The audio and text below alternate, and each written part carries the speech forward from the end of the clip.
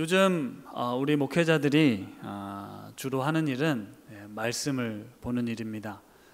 매일 아침 하나씩 말씀 묵상 준비를 위해서 저희들이 모여서 함께 말씀 묵상을 하고요. 그 말씀을 가지고 각자 해당되는 요일에 말씀을 준비하고 녹음해서 성도님들께 전달하고 있습니다. 주일 설교도 마찬가지인데요. 주일 설교도 다음 세대 아이들과 이제 본문을 같이 하고 있기 때문에 함께 모여서 이번 주일 어른 예배 그리고 차세대 영상은 어떻게 만들 것인지를 함께 논의하고 있습니다. 지난주에는 이제 거듭남에 대한 제목으로 우리 김영하 목사님께서 말씀을 전해 주셨는데요. 영하 목사님께서 준비하던 중에 목사님 너무너무 중요한 본문인데 왜 이런 본문을 저에게 맡기셨냐고 투덜댔었는데요. 담임 목사가 되니까 그런 게 좋은 것 같습니다. 시키면 시키는 대로 해야 되니까요. 그런데 사실 오늘 본문이 더 부담스러운 본문입니다. 너무너무 잘 아는 말씀이잖아요. 너무너무 유명한 말씀이고 성경의 가장 핵심되는 말씀이 오늘 말씀이거든요. 그래서 제가 많은 부담감이 있어서 주중에 여러 설교를 찾아봤습니다. 직접 들어보면서 주옥 같은 설교 말씀들이 참 많더라고요. 그대로 베끼고 싶은 욕심도 생각도 들었을 만큼 그런 마음이 들었는데요. 혹시나 오늘 제 설교가 좀 부족하다, 뭔가 좀 아쉽다 하시는 분들은 예배가 끝난 후에 유튜브를 찾아보시면 더 훌륭한 말씀을 들으실 수 있을 겁니다. 다시 본론으로 돌아와서요. 거듭남이라는 주제가 우리에게 참 쉽지 않은 고민을 가져옵니다. 목회자들도 이제 서로 질문을 던졌어요. 목사들끼리 당신은 거듭났습니까? 라고 이제 질문을 던졌는데요. 네라는 대답을 흔쾌히 하지 못하고 서로 얼버무리면서 내 삶이 정말 거듭났을까를 다시 한번 생각해 보는 시간이 있었습니다. 우리가 그리스도인이고 거듭났다라는 것은 머리로는 알겠는데 왜 내 삶이 거듭난 사람 같지 않을까? 이런 것 때문에 고민되잖아요. 그런데 이제 저희가 함께 얘기하던 중에 지난주에 우리 다음 세대 아이들은 이제 그 예배 후에 하는 그런 이제 나눔 활동이 있었는데 깨진 항아리를 어떻게 물을 채울 수 있냐 이제 이런 질문이 있었잖아요. 우리가 거듭난다라는 것은 질그릇 것 같은 내 모습은 그대로이지만 질그릇 대신 내가 예수 그리스도께 온전히 잠길 때, 예수 그리스도께서 우리 안에 오셔서 우리의 삶을 풍성하게 채울 때 우리의 본질이 바뀌게 되는 것, 그것이 거듭난다라는 이런 이야기를 나누면서 은혜가 되었습니다. 우리의 노력으로 되어지는 것이 아니라 거듭남은 우리 스스로 그 깨어진 항아리의 조각을 메꿀 수 없고 오직 하나님께, 오직 예수 그리스도께 잠길 때 우리가 진정으로 거듭날 수 있다는 것을 말씀하시는 건데요. 물과 성령으로 거듭났다는 의미는 예수님께서 오셔서 우리의 삶의 주인이 되어주셔서 내가 예수 그리스도와 함께 다시 사는 것, 그것을 바로 물과 성령으로 거듭났다라고 합니다. 그리고 계속해서 이런 말씀을 하고 계십니다. 해석하기가 좀 쉽지 않은 말씀이었는데요. 요한복음 8장에 이런 말씀이 있습니다. 세 번역으로 제가 읽어드리겠습니다. 바람은 불고 싶은 대로 분다. 너는 그 소리는 듣지만 어디에서 와서 어디로 가는지는 모른다. 성령으로 태어난 사람은 다 이와 같다. 라는 말씀입니다. 바람이 불고 싶은 대로 부는 것처럼 성령으로 거듭난 사람들의 삶이 이와 같다라는 건데요. 성령으로 거듭난 사람의 삶은 어떤 종교적인 틀이나 행위나 규정으로 규정 지을 수 없다라는 뜻입니다. 내 안에 거하시는 성령님의 인도하심에 따라 살아가는 삶을 성령의 인도하심을 따라 살아가는 삶을 이제 이렇게 표현을 한 것인데요.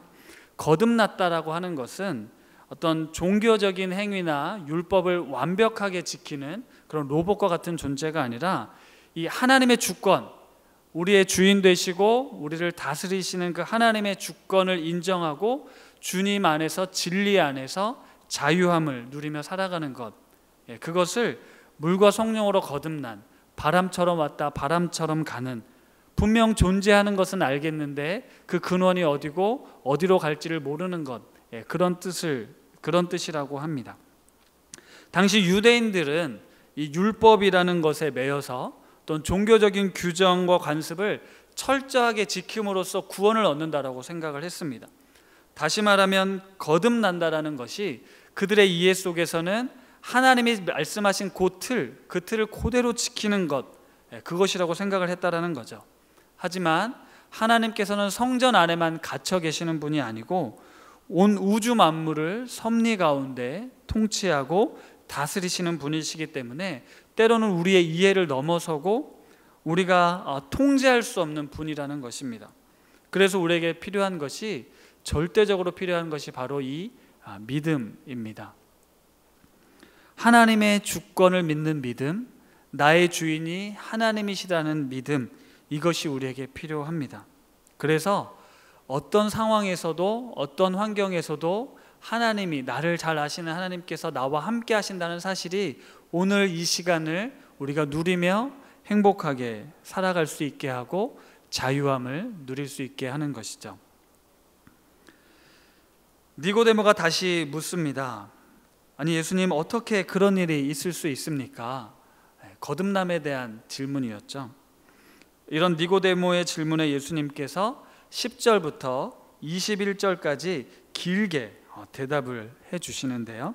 대답의 내용을 요약해 보면 십자가에 달려 죽으신 예수 그리스도를 믿는 자마다 영생을 얻게 된다.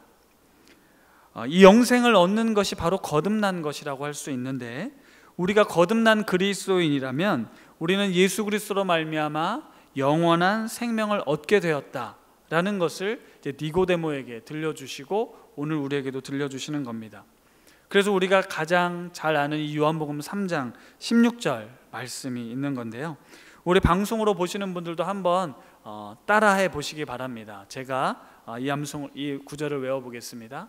따라해 보겠습니다. 하나님이 세상을 이처럼 사랑하사 독생자를 주셨으니 이는 그를 믿는 자마다 멸망하지 않고 영생을 얻게 하려 하심이라.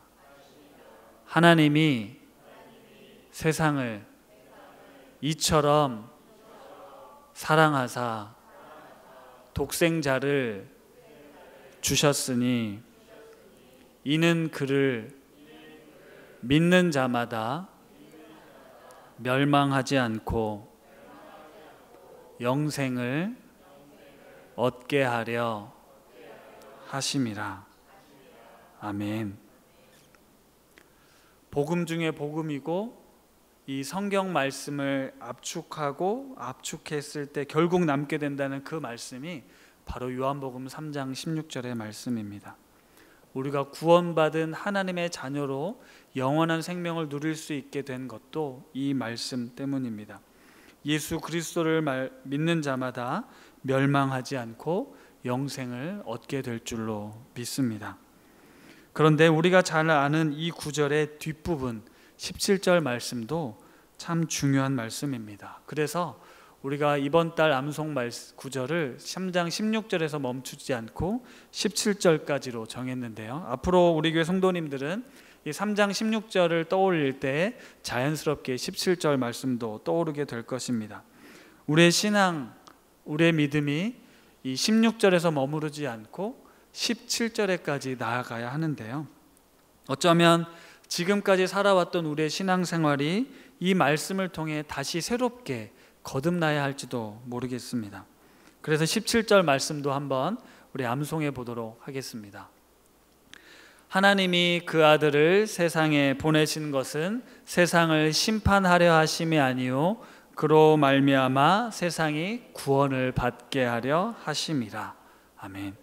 이 짧은 구절에 세상이라는 단어가 3번이나 등장합니다. 물론 요한복음 3장 16절에도 세상이라는 단어가 나오죠. 그런데 요한복음 3장 16절의 세상을 우리는 주로 내 자신으로 생각을 많이 했습니다. 그래서 우리 이런 경험 있죠. 그 세상에다 자기 이름을 넣어서 외워보라고. 하나님이 상윤이를 이처럼 사랑하사. 그래서 나 같은 죄인을 구원하신 하나님의 사랑이 얼마나 크고 놀라운지를 깨닫는 말씀이었습니다. 그런데 오늘 설교 제목은 예수님을 보내신 것은 이라는 17절 말씀에서 따왔습니다. 하나님이 독생자 예수 그리스도를 우리에게 보내신 것은, 그것은 나를 사랑하셔서 나를 구원하기 위함이 분명하지만 거기에 그치지 않고 예수 그리스도로 말미암아 세상이 구원을 받게 하기 위함이었다라는 것입니다. 우리는 계속해서 요한복음을 통해서 예수님이 이 땅에 왜 오셨는지를 배우고 있는데요. 3주 전에 무슨 설교했는지 혹시 아십니까? 3주 전에는 우리가 예수님과 함께 가나안 혼인잔치에 갔었습니다. 그곳에서 물을 포도주로 바꾸시는 예수님의 첫 번째 표적을 우리가 보았죠.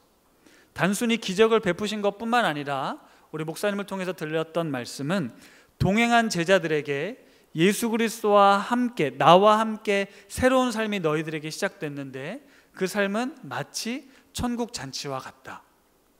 신랑이 신부를 맞이하는 것과 같은 새로운 삶이 예수 그리스도로 말미암아 새롭게 시작되었다. 그동안 정결 규례 항아리에 담겨져 있던 물처럼 율법과 유대인의 종교에 갇혀 있었던 너희들이 예수 그리스도로 말미암아 그 물이 변하여 최상급 포도주가 된 것처럼 이제는 새로운 삶의 기쁨을 우리 안에 맛보게 될 것이다. 절망하고 낙심하고 무너진 것 같은 너의 삶에서 나와 함께 새로운 삶을 시작해보자 라는 예수님의 말씀이 있었고요. 이후에는 어떤 내용이 나오냐면 예수님이 성전에 들어가셔서 성전을 완전히 척결하는 사건이 나오죠. 성전 중심의 신앙에 갇혀 있었던 이 유대인들에게 완전히 새로운 삶을 이제 말씀하시는 거거든요. 껍데기와 형식만 남은 이 성전 이제 필요 없다. 내가 곧 성전이다. 그동안 불완전했던 유월절 어린 양을 매일같이 제물로 바쳤지만 이제 그럴 필요 없다.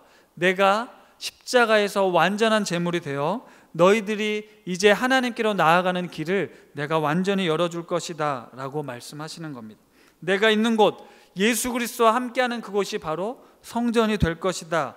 수천 년을 이어오던 유대교, 유대인들의 전통을 뒤집는 파격적인 말씀을 우리 예수님께서 하신 것입니다. 내가 새로운 시대를 열고 있다라는 말씀이죠. 그리고 지난주 니고데모를 통해 이 거듭남에 대해서 말씀하신 겁니다. 당시 니고데모를 포함한 많은 유대인들은 메시아가 와서 이스라엘을 새롭게 할 것이라는 것을 알았는데 그 새로움이 어떤 새로움이었냐면 다윗과 같은 왕국을 세우는 것이라고 생각했던 것입니다. 하지만 예수님은 내가 열어가는 세상은 너희들이 생각하는 그 세상과 다르다는 것을 계속 말씀하시는 거죠. 그 메시아, 그들이 기다렸던 메시아는 자신들은 구원하고 이방인들은, 우리의 원수들은 오셔서 멸하실 분으로 기다리고 있었습니다. 다시 말하면 예수님이 오셔서, 메시아가 오셔서 우리는 구원하고 우리와 다른 저 이방인들은 심판하실 것을 그들은 알고 있었던 것이죠. 그런데 지금 예수님은 심판이 아니라 나는 세상을 구원하기 위해 오셨다라고 말씀하시는 겁니다. 너희들의 잘못된 구원관, 믿음관을 완전히 바꾸시는 중이세요. 유대인들뿐 아니라 우리에게도 동일하게 말씀하십니다. 내가 온 것은 너를 구원하기 위해서뿐만이 아니라 세상을 구원하기 위함이라는 것이죠. 그렇다면 우리가 구원해야 될 세상, 그 세상은 무엇을 뜻하는 것일까요? 첫째는 바로 나 맞습니다. 나 같은 죄인을 살리신 그 은혜 놀랍죠. 그 세상의 첫 번째 의미는 나가 맞습니다. 그럼 그 다음의 의미는 바로 당신, 너라고 부를 수 있는 바로 지금 옆에 계신 그분, 그분을 위해서 예수님이 오셨다라는 것입니다. 그리고 이 땅을 살아가는 우리 모두를 위해서 예수님이 오셨습니다. 디모데전서 2장 4절에 사도 바울이 이런 말씀을 하시는데요. 제가 읽어드릴게요.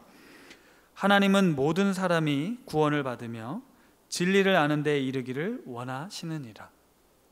사도 바울의 고백처럼 하나님은 모든 사람, 그 남녀노소 차별하지 않고 모든 사람이 구원을 받으며 진리 되신 예수 그리스도를 아는 데 이르기를 원한다라고 말씀하고 있습니다.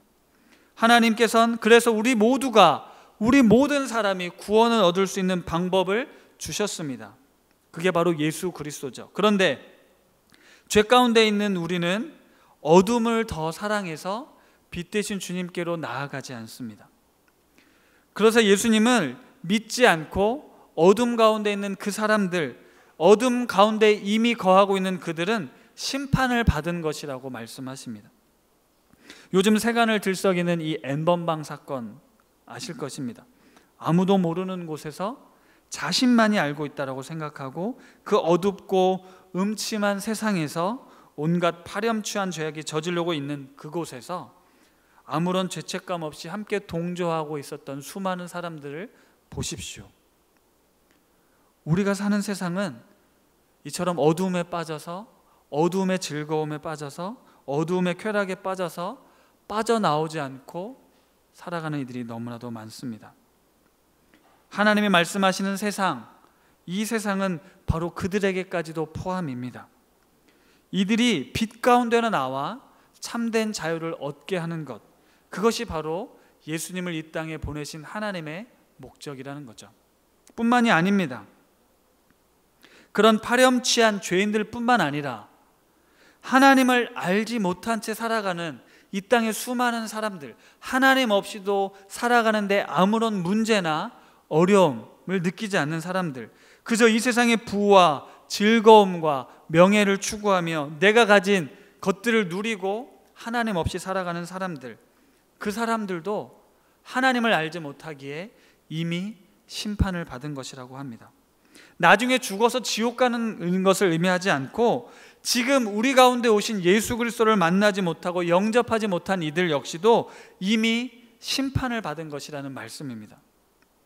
하나님의 구원은 파렴치하고 악한 죄인들뿐만 아니라 하나님을 인정하지 않고 하나님을 무시하고 하나님을 믿지 않는, 그래서 자기가 자신의 삶의 주인인 것처럼 착각하며 살아가는 사람들, 그 사람들에게도 필요하다라는 말씀입니다. 그래서 우리가 이 구원을, 그 모든 세상을 구원하기 원하시는 하나님의 뜻에 순종하기 위해선 내가 먼저 어마어마한 사랑을 받은 존재라는 것을 알아야 합니다. 그 사랑을 경험한 사람만이 다음 단계로 넘어가서 세상을 사랑할 수 있게 되는 것입니다. 세상을 구원하시고자 하는 하나님의 뜻에 순종할 수 있게 되는 것이죠.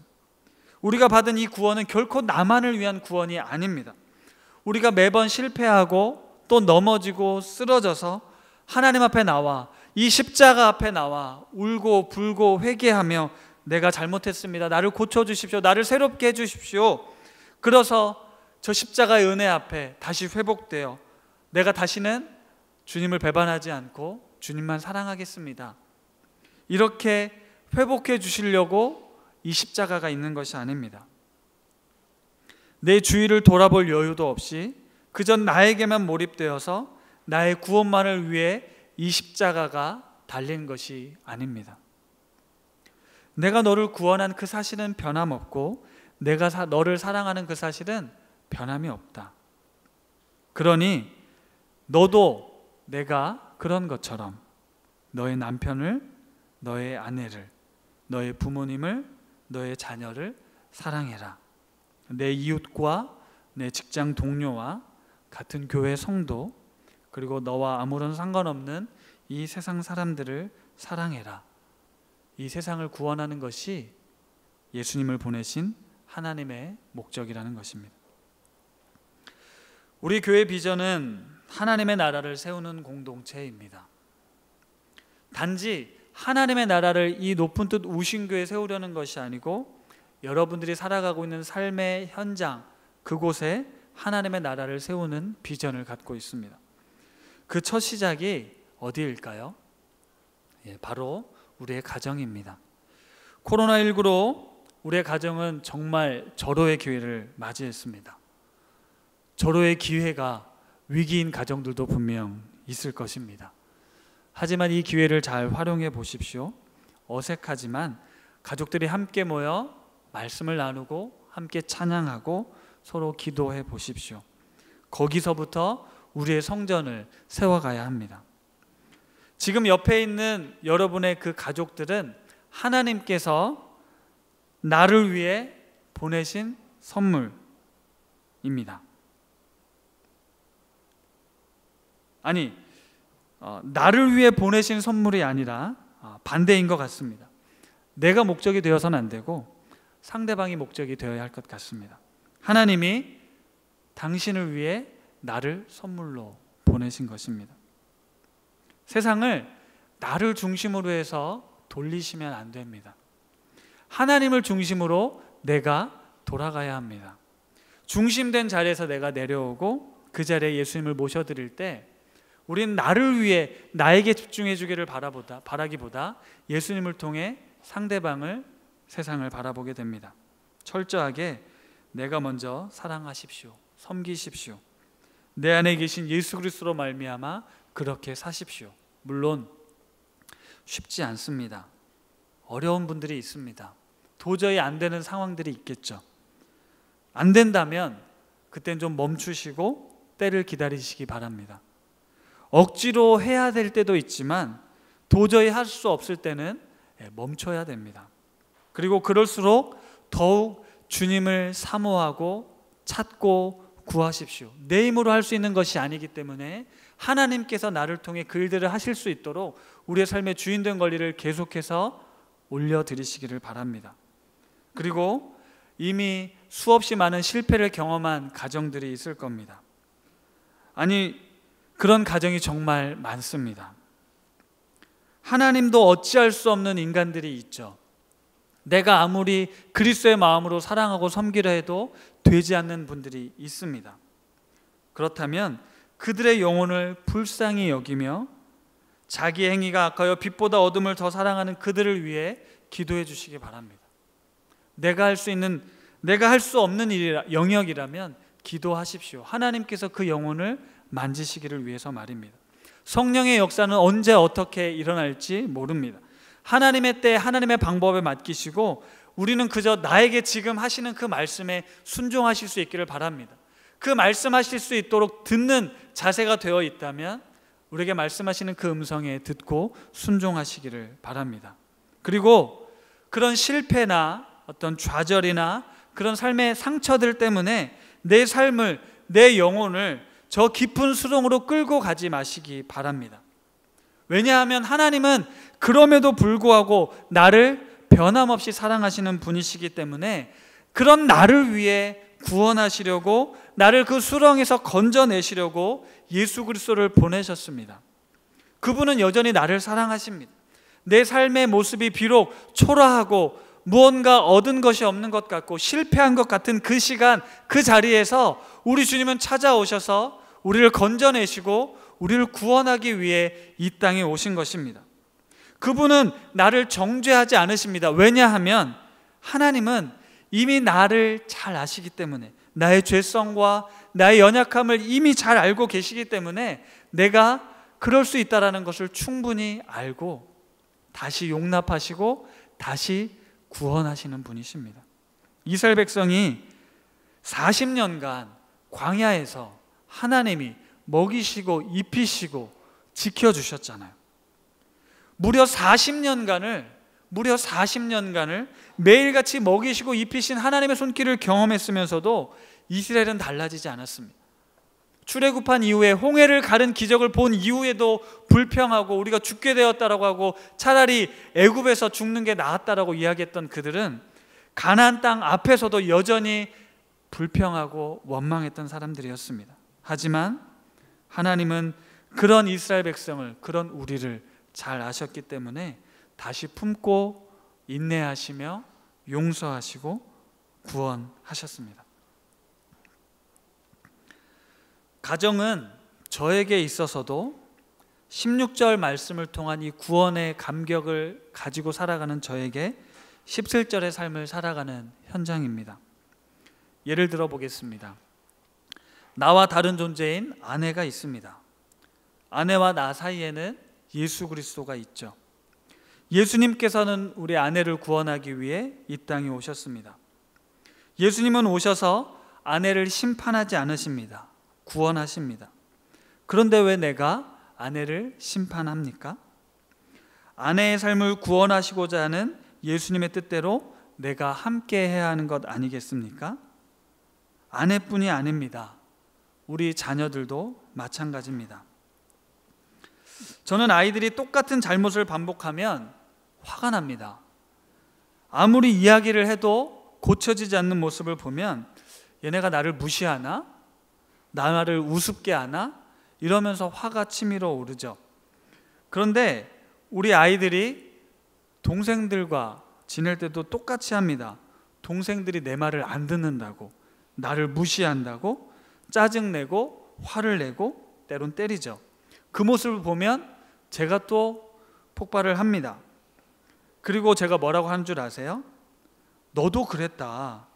내가 너를 얼마나 많이 참아줬는데, 내가 너를 얼마나 많이 이해하고 받아줬는데 왜 동생들을 이해하지 못하느냐라고, 동생이니까 그러려니 하고 넘어가라, 넓은 마음으로 받아주라 하는데, 그런 말을 하고 있는 제가 너무 웃긴 거죠.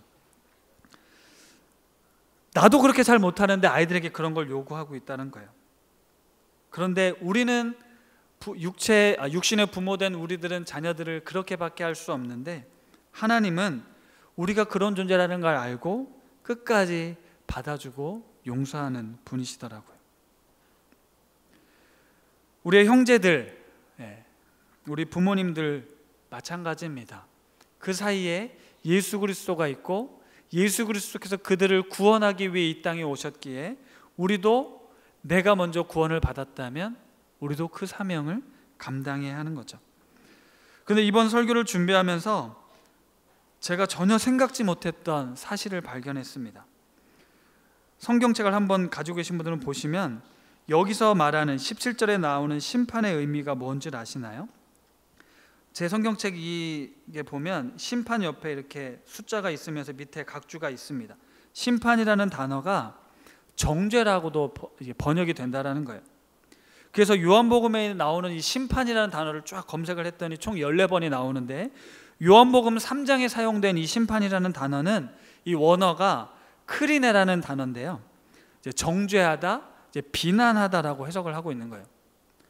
그러니까 우리가 마치 심판이 영생이란 개념과 맞물려서 나중에 심판을 받는다라고 생각을 하는데, 여기서 이제 정죄하다라는 단어가 쓰인다는 거죠. 마태복음 7장에 보면 너희가 비판하지 말아라, 너희가 비판하는 그 비판으로 너희가 비판을 받을 것이다 라고 말씀할 때 그 비판이 이 크리네가 쓰였거든요. 다시 말하면 예수님이 오셔서 우리를 심판하지 않는다, 정죄하지 않는다, 비난하지 않는다라는 말씀인 거예요. 이 5장 24절에도 똑같은 단어가 사용되고 나머지는 다 이 judgment라는 그런 심판이라는 단어가 쓰였는데, 오늘 이 단어는 영어로 condemn, 정죄하다, 비난하다 이런 단어를 썼다라는 거예요. 그래서 제가 메시지 성경을 한번 찾아봤더니 이렇게 번역되어 있었습니다.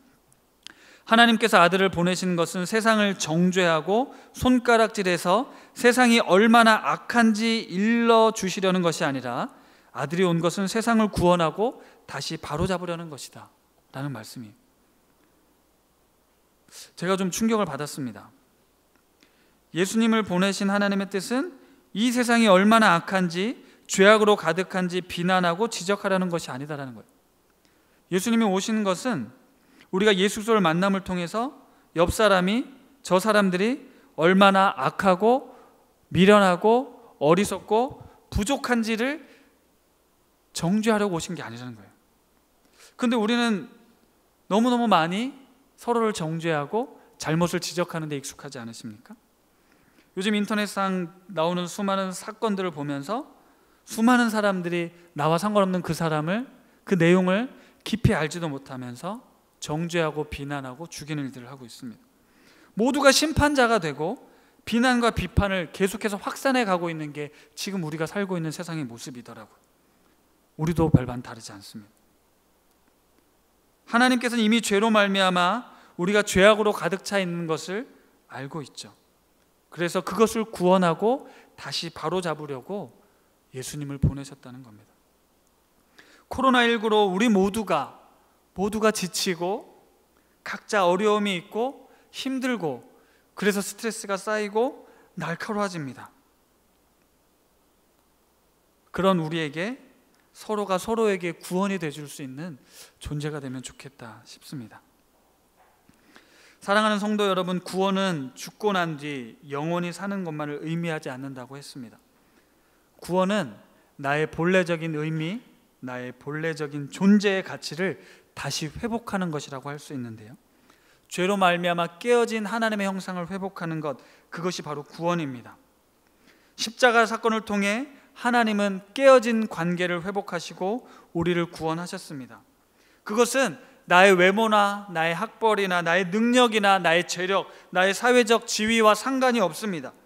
우리 주님께서는 그 빛을 우리 모두에게 비춰주시고 여전히 어둠 가운데 빠져있는 이들에게 그 빛을 비춰주면서 그들에게 그들의 존재와 그 가치, 그것을 알려주라고 우리에게 말씀하십니다.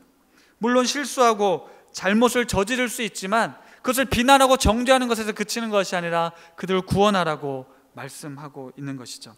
나 같은 죄인이 예수 그리스도로 말미암아 자유와 구원을 누리게 되고 이 세상에서 구원의 은혜를 받지 못한 이들에게 그들이 얼마나 가치 있고 소중하고 멋진 존재인가를 알려주어야 한다는 거예요. 힘들수록, 어려울수록, 절망 가운데 빠져들수록 그러지 않도록 건져내는 것이 바로 우리의 사명이라는 것입니다. 나와 함께하는 이들이, 나의 가족들이, 나의 이웃들이 얼마나 부족하고 못나고 미련하고 어리석은지를 알려주기 위해 나를 구원하신 것이 아니라는 것입니다. 그런데 우리는 이 세상에서 상대방을 짓밟고 비난하고 밟아 오르려는 것이 지금 우리가 살아가는 삶의 모습이라는 거예요. 내가 너보단 조금 더 낫다, 우월하다라는 것을 이야기하기 위해 비난하고 정죄하지 않으십니까? 그것이 얼마나 익숙한 우리의 삶의 태도였습니까? 나보다 연약한 이들에게, 나보다 힘없는 이들에게 우리가 얼마나 함부로 했는지 돌아보십시오.